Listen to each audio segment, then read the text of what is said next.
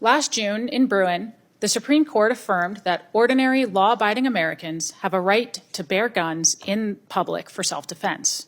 It struck down New York's restrictive public carry framework, which required applicants to prove they had a, quote, proper cause to exercise their constitutional rights outside the home, a burden that was usually insurmountable. Additionally, Bruen rejected lower courts' use of a heightened scrutiny approach, an approach that they, not Heller, created, and that in practice allowed many courts to never meet a gun law that they couldn't find perfectly constitutional. Instead, under Bruen, judges must assess whether the challenged restriction is consistent with the nation's historical tradition of firearms regulation.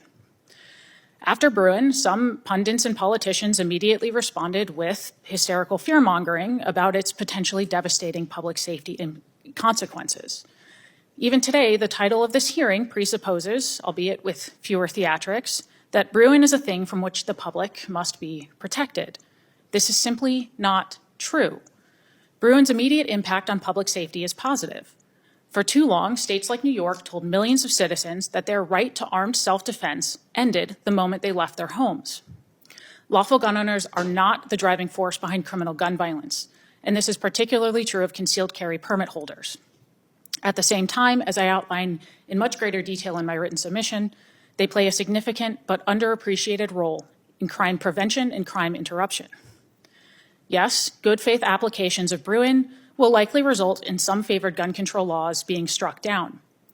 To the extent that Bruen threatens certain laws, however, these are generally laws that weren't very good at protecting the public in the first place. And at the same time, it's undeniable that Bruen does not threaten many of the laws that are most effective at protecting the public.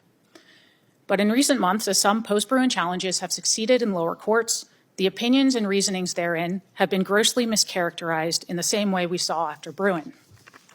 I cover this handful of successful and still largely ongoing challenges in more depth in my written submission, but the recent Fifth Circuit decision in U.S. v. Rahimi is worth highlighting.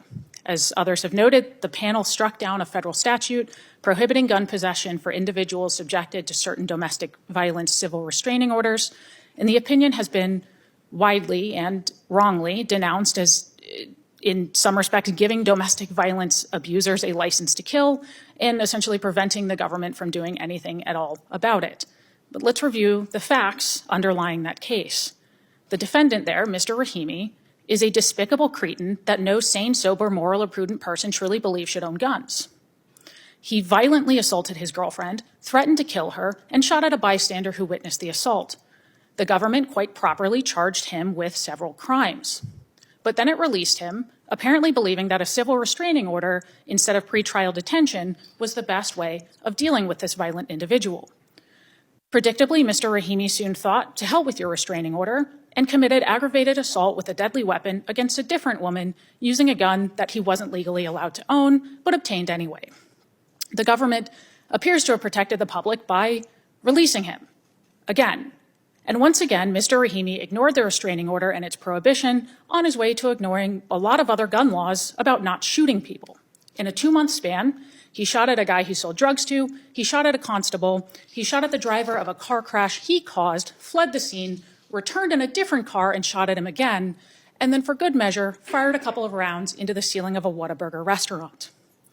Let's assume, for the sake of argument, that the Fifth Circuit's interpretation of Bruen is correct, and the government can't charge Mr. Rahimi for violating his domestic violence restraining order because this is historically an inappropriate method by which to disarm people. Anyone who insists that this result somehow dramatically endangers the public either didn't read the case in good faith, does not understand the criminal justice system, or is very comfortable lying to your face. As the judges noted at length in that opinion, the government could have, completely consistent with Bruen, held Rahimi for pretrial detention after either time that he violently assaulted someone. It could have disarmed him as a condition of his pretrial release, a condition which he likely would have ignored as flippantly as he did his restraining order, but at least it would have been constitutional under Bruen. It can prosecute and convict him for at least a dozen serious crimes and incarcerate him for a very long time. If and when Mr. Rahimi is ever released from prison, every post-Bruen court agrees, and Bruen itself indicates that the government can continue prohibiting him from owning guns in perpetuity as a violent felon. Senators, do you see the problem here?